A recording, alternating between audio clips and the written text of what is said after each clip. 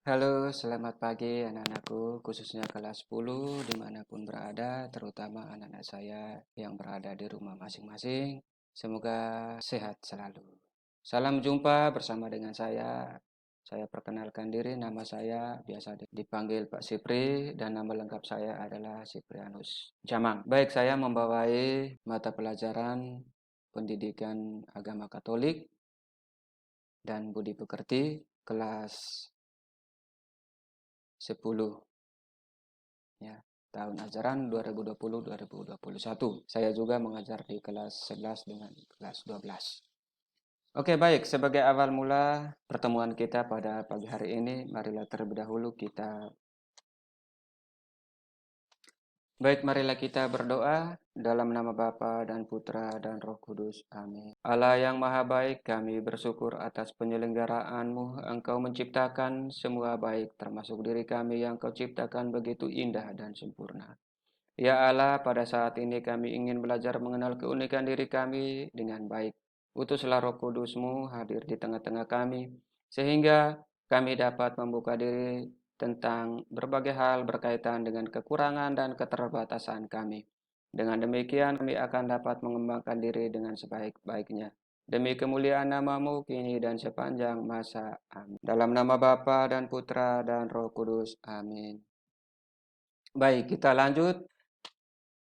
Pembelajaran kita pada semester ini atau semester 1, bab yang pertama adalah manusia makhluk pribadi. Adapun beberapa subbab yang kita akan pelajari bersama-sama terutama pada bab pertama ini, yakni aku pribadi yang unik, lalu mengembangkan karunia Allah, kesetaraan laki-laki dan perempuan, serta keluhuran manusia sebagai citra Allah. Dan pada pembelajaran kita pertama ini kita sama-sama belajar tentang aku pribadi yang baik. Setiap pribadi manusia memiliki cita rasa sendiri dalam menghayati keberadaan dirinya, dalam memaknai hidup. Satu dengan yang lainnya tidak pernah sama. Setiap orang mempunyai arti yang sendiri dalam hidup ini. Sebab Allah menciptakan manusia itu memiliki pribadi yang unik. Setiap manusia memiliki pribadi yang unik, yang istimewa, yang spesial.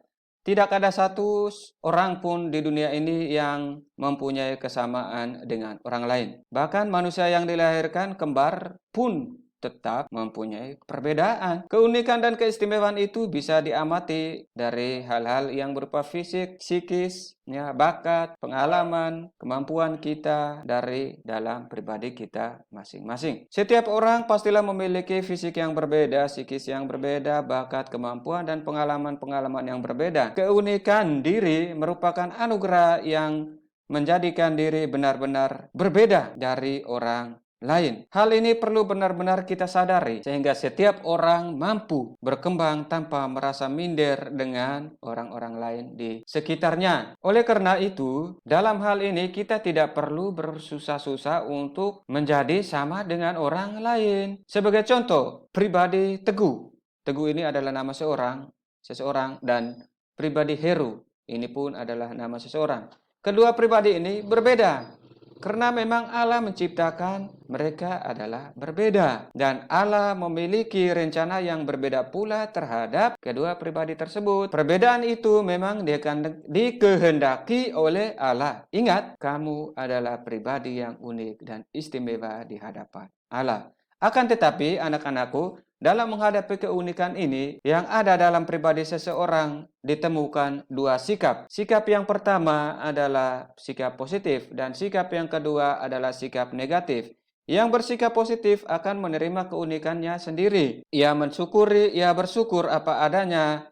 Yang demikian Allah telah memberikan atau menganugerahkannya kepadanya. Orang yang menerima diri atau orang yang berpikir positif ini akan selalu menerima diri, tidak minder dengan orang lain, tidak berniat yang jahat menjadi sama seperti orang lain. Ia tidak akan menganggap dirinya tidak berharga, tetapi ia akan menganggap dirinya adalah sebagai anugerah yang terindah dalam dirinya. Selain itu, dalam kehidupan ini ada orang yang kurang sama sekali menerima keunikan yang ada di dalam dirinya.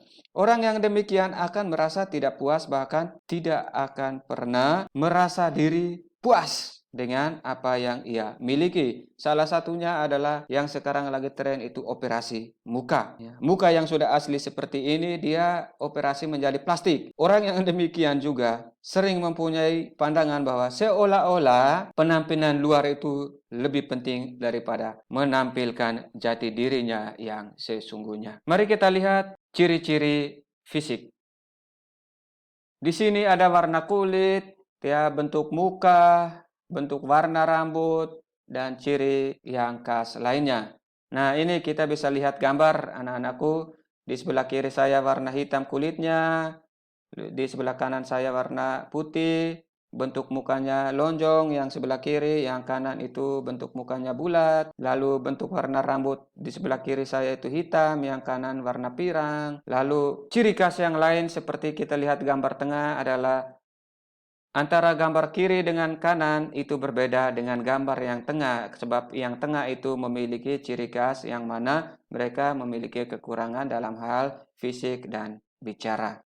Baik, selanjutnya kita akan melihat Allah menciptakan manusia. Berkaitan dengan adanya perbedaan ini, Kitab Kejadian pasal 1 ayat 26 sampai 31 secara nyata ia mengatakan dengan jelas bahwa manusia adalah ciptaan Tuhan yang unik dan istimewa. Karena apa? Kita lihat karena pada waktu itu Allah menciptakan manusia, Allah merencanakan dan menciptakannya menurut gambar dan rupanya menurut citranya. Hal ini terdapat dalam Kejadian pasal 1 ayat 26.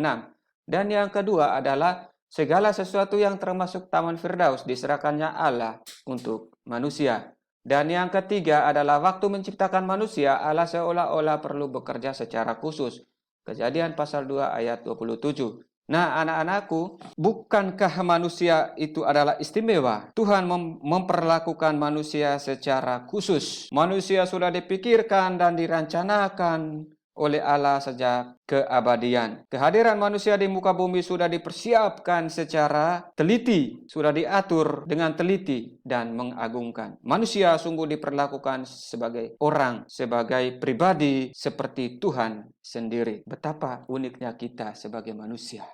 Nah, ini kita lihat gambar. Pada mulanya Allah menciptakan manusia di Taman Eden. Pertama Allah menciptakan Adam, lalu kedua Hawa. Adam kita sekarang menyebutnya adalah laki-laki dan Hawa sekarang kita menyebutnya wanita atau perempuan. Selanjutnya, kekayaan rohani. Apa yang menjadi kekayaan rohani kita yaitu kemampuan, kepandaian, keterampilan, hobi, dan sifat yang menonjol di dalam diri kita. Lalu yang keempat adalah pengalaman hidup. Pengalaman hidup apa yang kita alami di dalam kehidupan kita sehari-hari? Yang pertama kita melihat gembira, bahagia, senang. Salah satu contoh dalam gambar ini adalah mereka yang senang gembira karena mereka memenangkan pertandingan persepak bolaan Piala Dunia, yaitu tim Spanyol. Lalu yang kedua, sedih. Ketika kita mengalami sesuatu yang kurang baik seperti sakit atau kita tidak naik kelas atau kita tidak diucapkan happy birthday, maka kita merasa sedih. Lalu pengalaman yang mempengaruhi hidup. Misalnya ketika kita sudah mau pergi ke sekolah, ternyata teman kita mempengaruhi kita supaya jangan ke sekolah. Yang lain juga bisa memicu orang itu marah, seperti contoh di sini. Bukannya dia menendang bola, tetapi menendang pemainnya. Maka pemain yang sebelah merasa marah. Lalu yang berikut, kita ucapkan terima kasih berkat Tuhan menyertai kita karena Tuhan telah menciptakan kita, memberikan kita, menganugerahkan kita dengan segala bentuk perbedaan-perbedaan, keunikan-keunikan yang kita miliki. Mari kita bersyukur bahwa Tuhan itu baik kepada kita. Untuk itu anak-anakku, kita sudah sampai pada akhir pembelajaran kita pada kesempatan ini. Maka saya berharap untuk anak-anak saya, silakan anak-anak saya membaca materi yang saya kirimkan di Google Classroom dan mengerjakan tugas dengan baik. Maka di akhir pembelajaran kita pada kesempatan ini, marilah kita berdoa sebagai doa penutup dalam pembelajaran kita. Marilah kita berdoa dalam nama Bapa dan Putra dan Roh Kudus. Amin. Allah yang Maha Baik, terima kasih atas waktu yang diberikan kepada kami untuk belajar bersama. Kami bersyukur padamu atas anugerah-Mu pada kami. Semoga dengan kami belajar aku pribadi yang unik pada pembelajaran ini, kami semakin memahami dan mengerti siapa diri kami. Mampukanlah diri kami agar kami tahu selalu bersyukur padamu. Engkau yang hidup dan berkuasa, kini dan sepanjang masa. Amin. Dalam nama Bapa dan Putra dan Roh Kudus. Amin.